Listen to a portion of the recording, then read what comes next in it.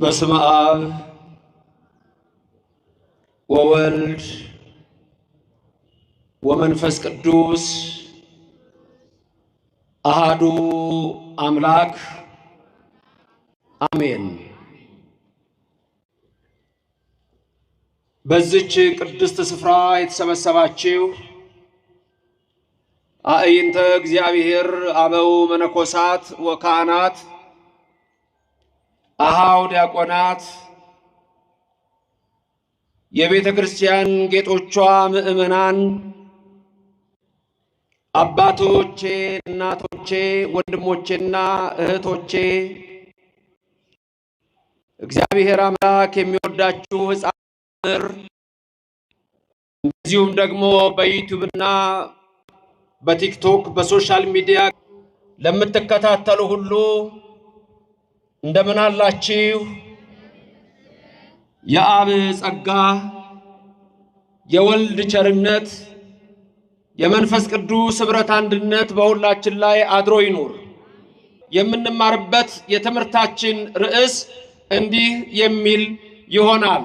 ይህም የብርሃነ ዓለም ቅዱስ ጳውሎስ ትምህርት በዕብራውያን ምዕራፍ 1 ላይ ያለ ሲሆን በመጨረሻ ዘመን በልጁ ተናገረን የሚል ኃይለ ቃል ይሆናል።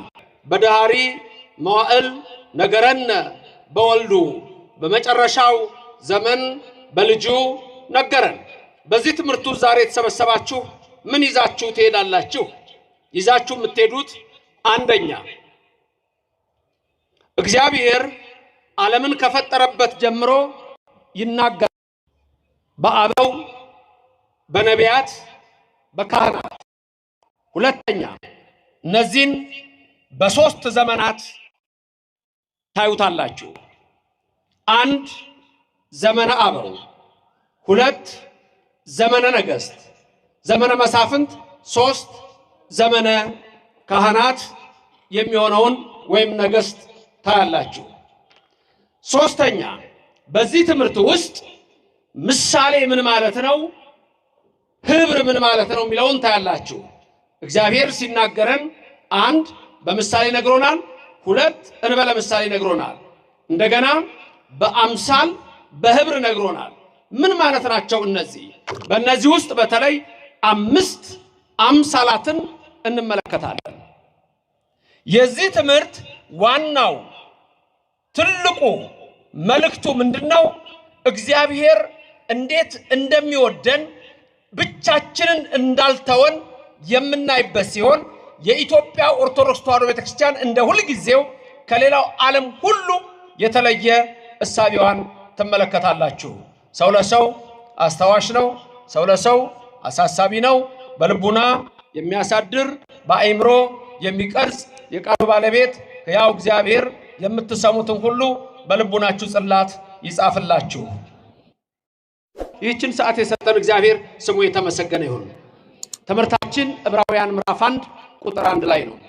ዕብራውያን ምዕራፍ 1 ቁጥር 1 የዕብራውያን መጽሐፍ ማን የጻፈው በሚል የውጭው ዓለም ደራሲውን አያውቅም።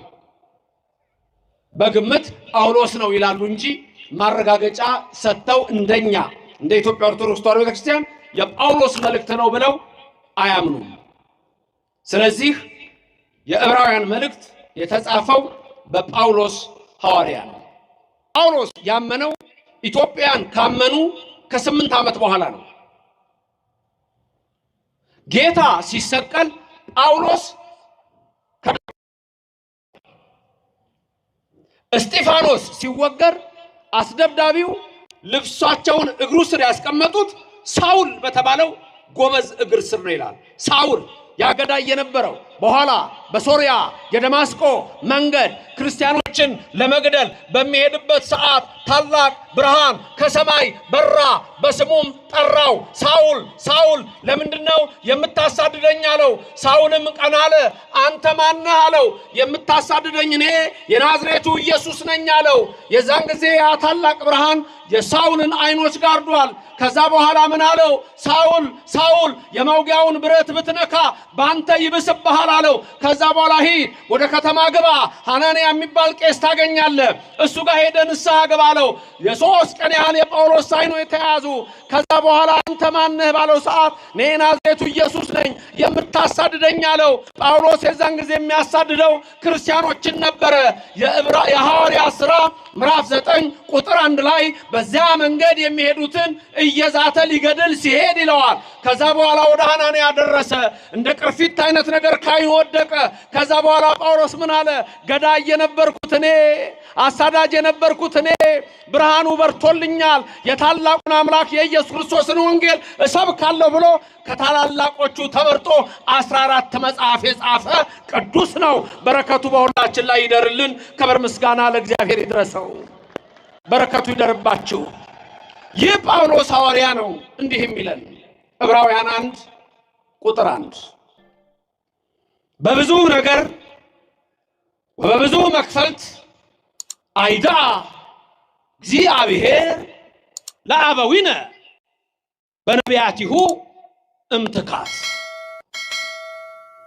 በአማርኛ ሲመለስ በብዙ ነገር በብዙ ምሳሌ እግዚአብሔር ለአባቶቻችን ጥንት በነቢያት የተናገረ እግዚአብሔር ክብር ምስጋና ይግባው። እግዚአብሔር ሁሉ ጊዜ ይናገራል። አልሰማሁም ማለት አይቻልም። ልበ አምላክ ዳዊት ምን ይላል? እግዚአብሔር ልቡናቸው ለቀና ይናገራል ይላል። የአባር ማቴ መሴፋ የሐና ልጅ ነብዩ ሳሙኤል እግዚአብሔርን እጁን ዘርግቶ ምን ነበር ያለው? በል እግዚእየ እስማአነ ገብርከ እሰማከ። ቀጥላችሁ ተናገሩ።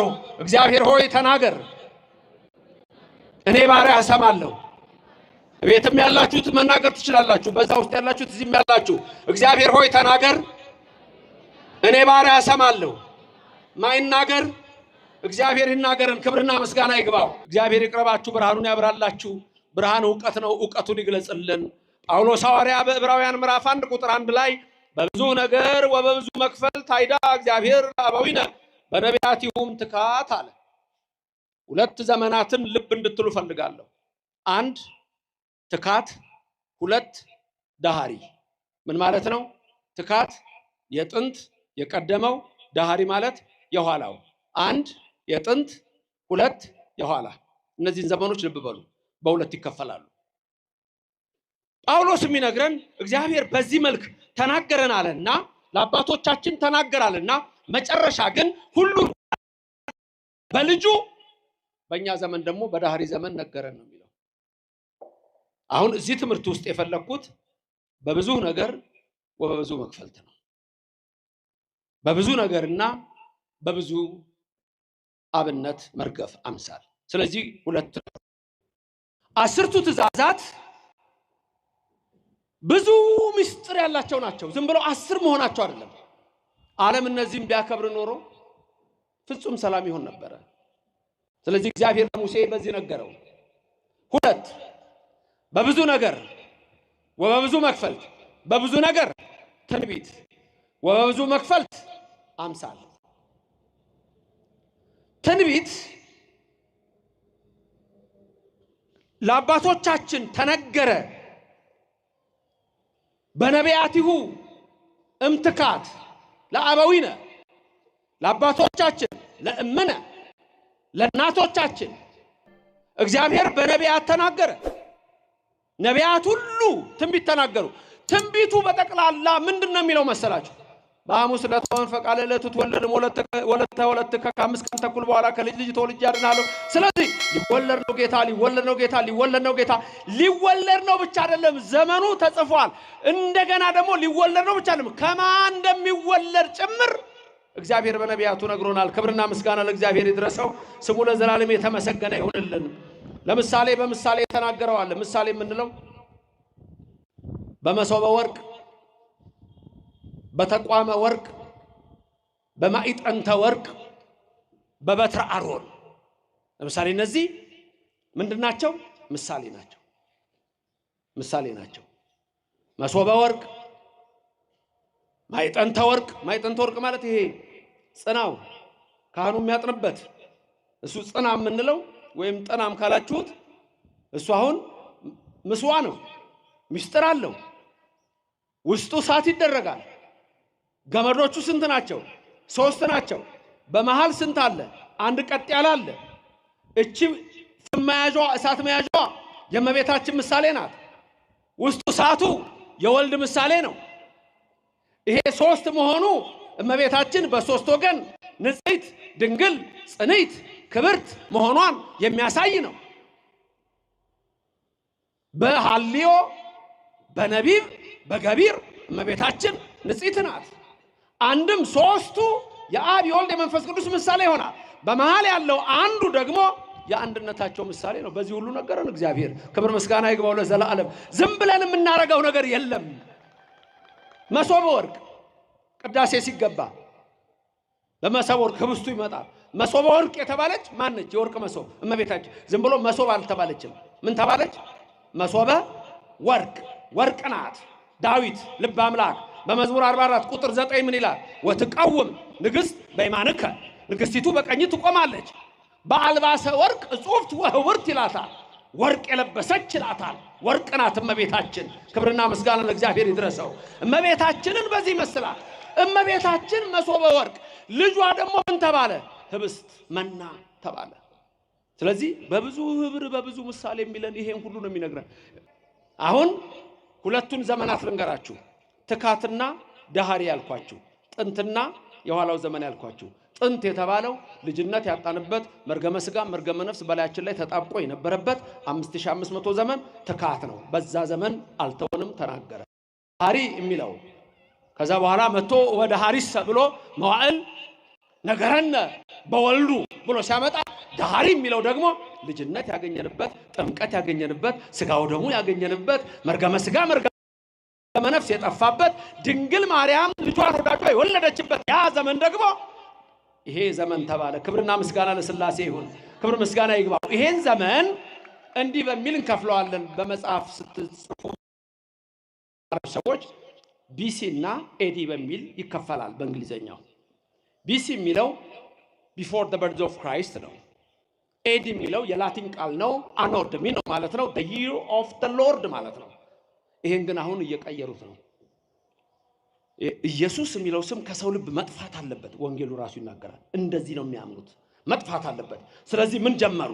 ኢየሱስ ክርስቶስን ስሙን የሚያጠፉ እምነቶች እንዲበዙ ተደረገ። ከዛ ውስጥ ዋናው the new age movement ይባላል።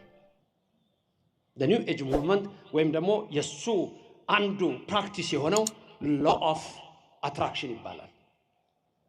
በኒው ኤጅ ሙቭመንት እና በlaw of attraction በውጭው ዓለም ኢየሱስ ክርስቶስን እጅግ የሚሰድቡ መልእክቶች አላቸው። ከዛ ውስጥ አንዱ ኢየሱስ የስበት ሕግ የሚጠቀም ሚሊዮነር ነበረ፣ ፍጡር ነው፣ አምላክ አይደለም የሚሉ ናቸው። ለስም አጠራሩ ክብር ምስጋና ይግባው። እዚህ ኢትዮጵያ ውስጥም የዚህ አስተሳሰብ ያልገባቸው ሰዎች አሉ ይመስለኛል። መንገዱ አልገባቸውም ምን ማለት እንደሆነ።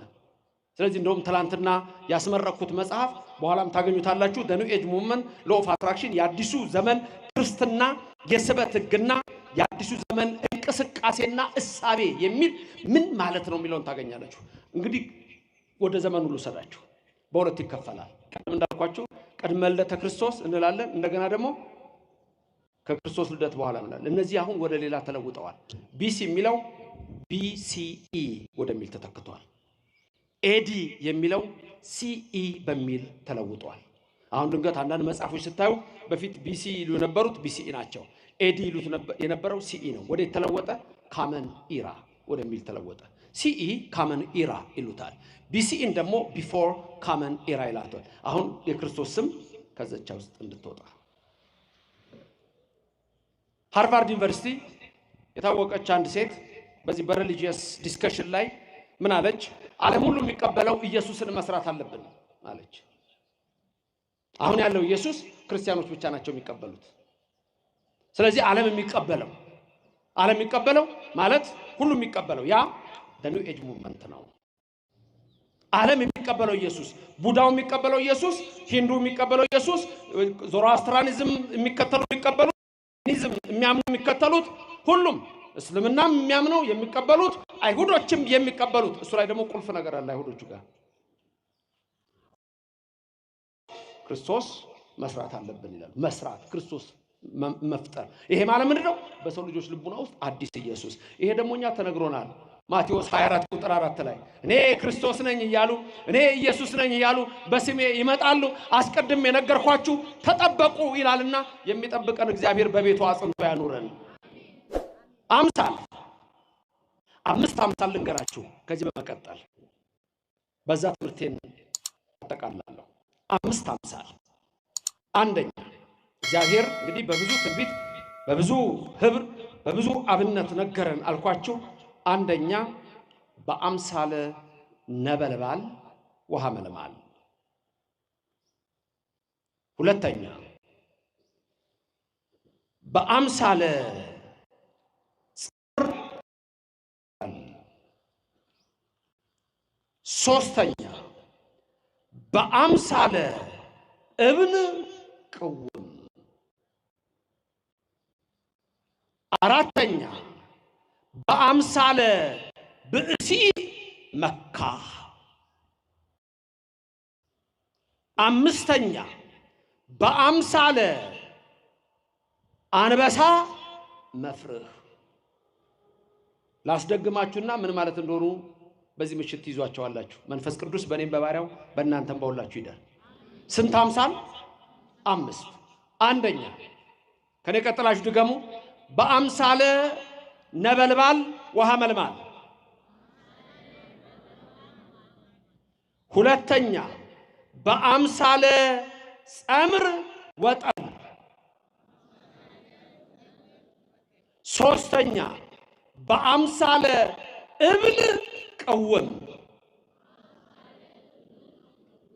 አራተኛ በአምሳለ ብእሲ መካ።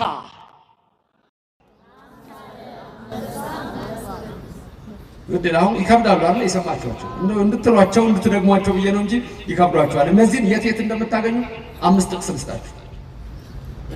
ድንገት ሶሻል ሚዲያ ስላለ ከምታውቁት ዩቲዩበር ወይም አንዱ ቲክቶከር ገብታችሁ እንደገና መማር ሊኖርባችሁ ይችላል። ምን ማለት ነው? በአምሳለ ሐመልማል በአምሳለ ነበልባል ውሃ መልማል ማለት ለሙሴ በሲና ተራራ ኦሪት ዘጸአት ምዕራፍ 3 ነበልባል ከሐመልማል ሙሴ አይቶ ምንድነው የማየው ራእይ ብሎ ወደ ተራራው ጫፍ ሲሄድ እሳት ከሰማይ ወርዶ ጳጦስ የምትባል ተራራ ላይ ያለች ቅጠል በእሳት ሳትቃጠል እሳት ወርዶ ተዋህዶ ነው። ክርስቶስ መጥቶ ከድንግል ማርያም ይወለዳል። መልእክቱ ይሄ ነው። ክብርና ምስጋና ለእግዚአብሔር ይድረሰው። ክርስቶስ መጥቶ ከድንግል ማርያም ይወለዳል። መልእክታችን ሁሉ ኢየሱስ ነው። በኦርቶዶክስ ቤተክርስቲያን መልእክታችን ሁሉ ክርስቶስ ነው። በዳሪ መዋል ነገረን በወልዱ ያልኳችሁ ነው። በመጨረሻው ዘመን በልጁ በኢየሱስ ነገረን፣ በወልድ ነገረን ነው የሚለው። በወልድ ነገረን። መልካም ዘጸአት 3 የምታገኙት ነው። ሁለተኛው በአምሳለ ጸምር ወጠን ያልኳችሁ ደግሞ እሱን የምታገኙት በመሳፍንት ላይ ነው። ይሄም ለጌዲዮን ነው። ለጌዲዮን የተገለጸለት ጸምር ዘረጋ፣ ጠል ወረደ። እንዲሁ ጸምር የእመቤታችን ምሳሌ ጠል ከሰማይ የወረደው ወልድ ነው። አሁንም ይሄ መልእክቱ ምንድነው? ድንግል ኢየሱስን ትወልደዋለች ነው። መልእክቱ ሁሉ እንደዛ ነው። ሶስተኛ በአምሳለ እብን ቅውም። ይሄ ደግሞ ለዳንኤል ነው። በትንቢተ ዳንኤል ምዕራፍ 2 ላይ ስታዩት የዛን ምስጢር ታያላችሁ። ያለ እጅ የተፈነቀለችውንም ድንጋይ ታያላችሁ በዳንኤል። አራተኛ በአምሳለ ብእሲ መካ ለኢሳይያስ ነው። 65 ትንቢት ቁጥር 1 ጀምሮ ነው። ማን ነው ከኤዶምያስ የሚወጣው ከባሶር የሚመጣው ቀይ ልብስ የለበሰው በጉልበቱ የሚራመድ ይለዋል። መካ የተባለው እሱ ነው። ምን ነው ልብስ ቀላ ብሎ ይጠይቀዋል።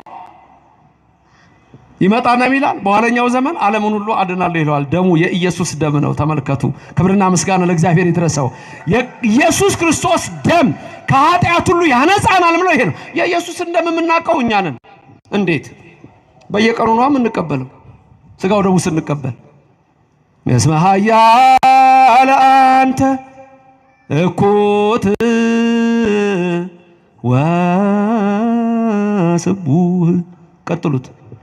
ስለዚህ በአምሳለ ብእሲ መካ የሚለው ኢሳይያስ 63 ነው። ይቅርታ 65 ሳይሆን ኢሳይያስ 63 ከቁጥር 1 ጀምሮ የምታገኙት ነው።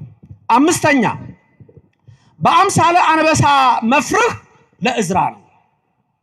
ለእዝራ ለሱ ደግሞ እንደዚሁ በአንበሳ መፍርህ በተባለ ተገልጦለታል። በብዙ ነገር ወበብዙ መክፈልት አይዳአ እግዚአብሔር ለአበዊነ በነቢያቲሁ እምትካት። ያ 5500 ዘመን ነው።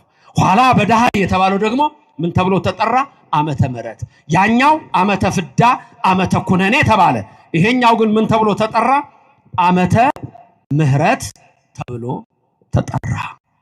ስለዚህ እግዚአብሔር በመጨረሻ በልጁ ተናገረን ማለት ይሄ ሁሉ ትንቢት ሲነገር ድንግል ትጸንስ ወትወልድ ወልደ ሲባል ይሄ ሁሉ ሲነገር ክብር ምስጋና ይግባውና አንድ በዘመነ መሳፍንት በዘመነ አበው፣ ሁለት በዘመነ መሳፍንት፣ ሶስት በዘመነ ነገሥት። ሶስት ዘመን አስብላችሁ እነዚህን አንድ ዘመነ አበው አላችሁ፣ ዘመነ አበው፣ ሁለት ዘመነ መሳፍንት፣ ሶስት ዘመነ ነገሥት። በዘመነ አበው ማለት የቱ መሰላችሁ? ዘመነ አበው የተባለው 22ቱ አርእስተ አበው የነበሩበት ዘመን ነው። 22ቱ ማለት ከአዳም ጀምረው እስከ ታች የምታገኟቸው እስከ ዮሴፍ ድረስ የምታገኟቸው ናቸው ዘመነ አበው። ለምሳሌ ኦሪት ዘፍጥረት ምዕራፍ 5 ላይ ይነግራችኋል። የአበውን ትውልድ ይዘረዝርላችኋል። እዛ ላይ የምታገኙት የአበውን ዝርዝር ስታዩ እነዛ 10ን ታያላችሁ። እስከ ኖህ፣ ከአዳም እስከ ኖህ። ከዛ ይቀጥላል፣ የሴም ይቀጥላል። ከዛ እያለ አብርሃም፣ ይስሐቅ፣ ያዕቆብ እያለ የሚመጣው 20 በተመለከተ የሚያሳይ 22 አበው አሉ። ዘመነ አበው። በዘመነ አበው እግዚአብሔር የነገረን ነገር አለ። ምን ብሎ ነው በዘመነ አበው የነገረን? እና አብርሃም ማለት ነው በተረከ ይትባረኩ ሁሎሙ አሕዛብ ምድር ብሎ በዘመነ አበው ነገረን። አሕዛብ ሁሉ በዘር ምን ይሆናሉ? አሕዛብ ሁሉ በዘር ምን ይሆናሉ? በማዘር በአብርሃም ዘር ይባረካሉ ብለህ ሰብከህ ከድንግል ማርያም ተወልዶ ድንግል ማርያምን የምትንቅ ከሆነ አንተ ከክርስቶስ ጋር አይደለህም።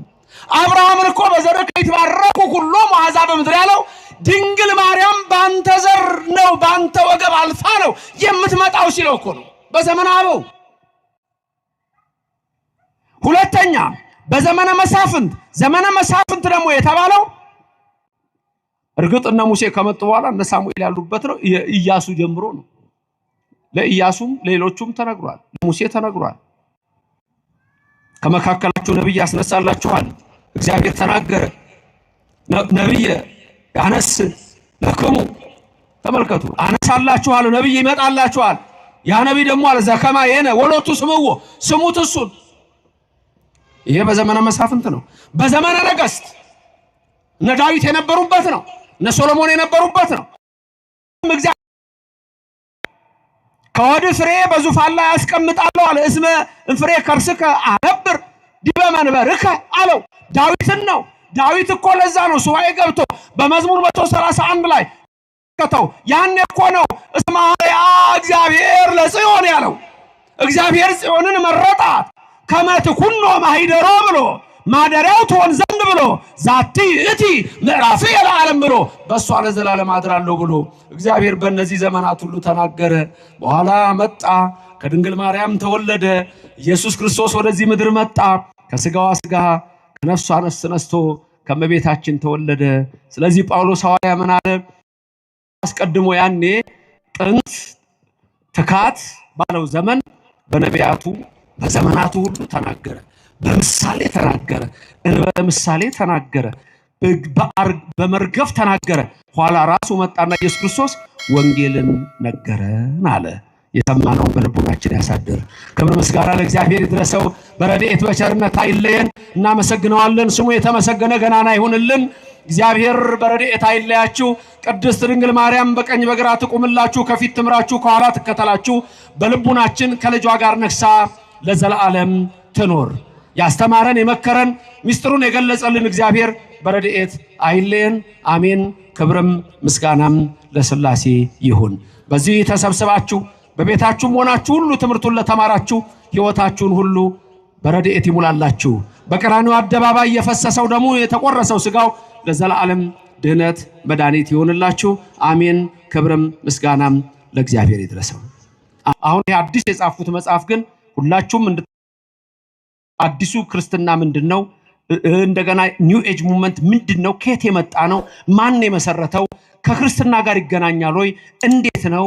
እንደገና ደግሞ የተለያዩ ዛሬ በዚህ ሰዓት የሰይጣን አስተሳሰቦች በሰው ልጅ ውስጥ እየገቡ ስለሆነ ይሄንን የምትማሩበት መጽሐፍ ይሆናል ብዬ ተስፋ አደርጋለሁ። እግዚአብሔር በቸር ያገናኘን።